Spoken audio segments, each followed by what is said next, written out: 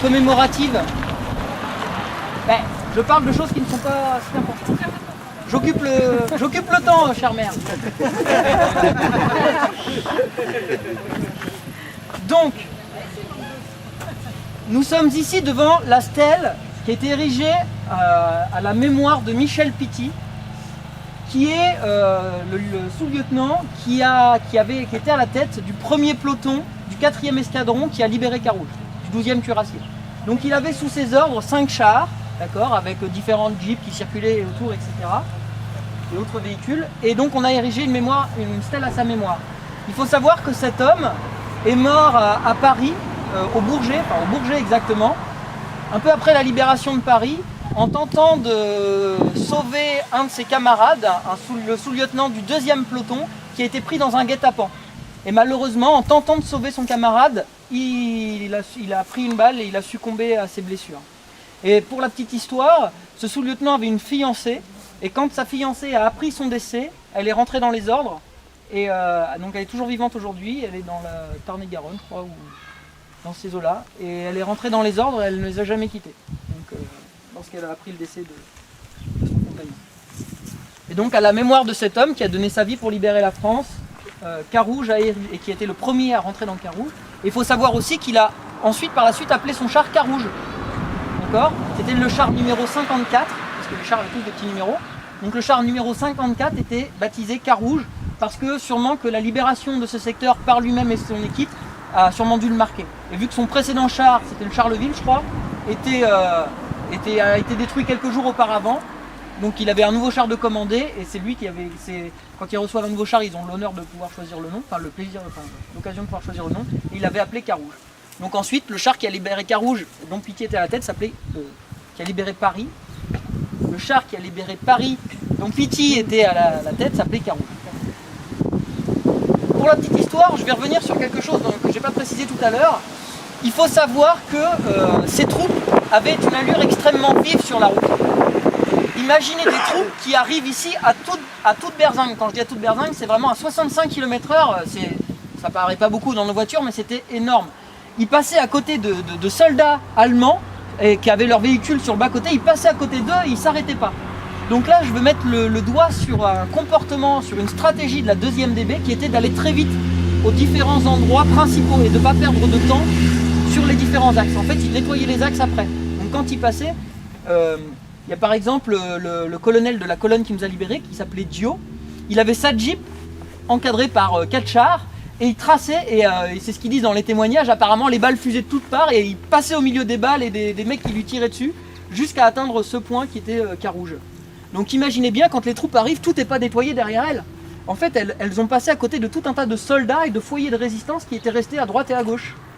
Mais sauf que dans la stratégie, c'est d'aller très vite. Donc les Américains, ils se sont moqués de cette stratégie, ils disaient qu'on était des incompétents, qu'il n'y avait pas de stratégie, que personne ne coordonnait la marche.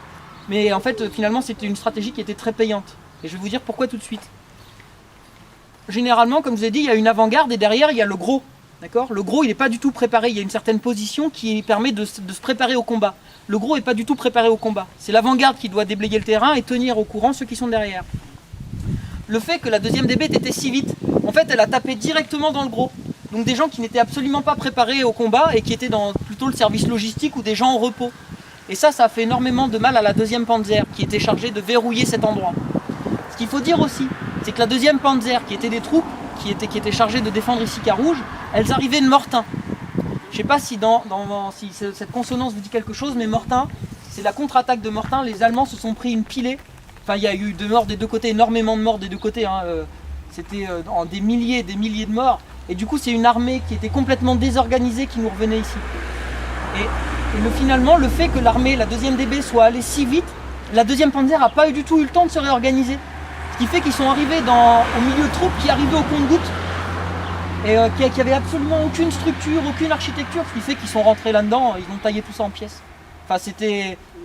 Voilà, il faut dire que donc, la 2e DB, effectivement, il faut bien souligner l'acte héroïque, mais ce qu'il faut souligner surtout, c'est que les Américains ont pris une grosse pilée à Mortain et que c'est déjà suite à ces combats qu'on a une armée là qui est complètement, qui est sur les genoux finalement, qui nous arrive ici complètement décomposée, complètement déstructurée, et donc c'est contre elle que tombe la 2e DB qui est arrivée comme une balle parce que finalement elle avançait très très vite et elle a avancé beaucoup plus vite que ce qui était prévu, justement par cette stratégie d'aller toujours plus vite et toujours plus sans s'arrêter sur des petites pochettes, sur des petites foyers de résistance. Et pour vous montrer à quel point les Allemands étaient à un point d'épuisement total, c'est que dans la nuit, je crois que c'était la nuit du 13, un peu plus bas sur Saint-Hélier, il y a un groupe de 150 Allemands qui revenaient du massif de Multon. Vous voyez? Et donc ils sont arrivés là, ils ont frappé chez les gens, donc les gens ça les a réveillés, et ils leur ont demandé à boire.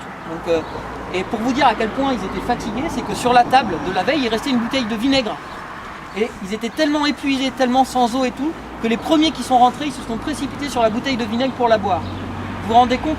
Mais ça fait sourire, mais imaginez à quel point de fatigue il faut en être et quelle soif il faut avoir pour boire du vinaigre.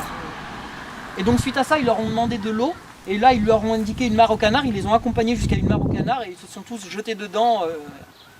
Mais imaginez le point de fatigue, c'est ce que j'essaye de vous faire comprendre. On n'est pas arrivé sur une armée organisée, on est arrivé sur une armée en déroute, qui était usée, rincée. Et donc finalement, eh bien, ces soldats, les habitants leur ont proposé de se rendre quelques jours après, ce qu'ils ont fait, bien entendu.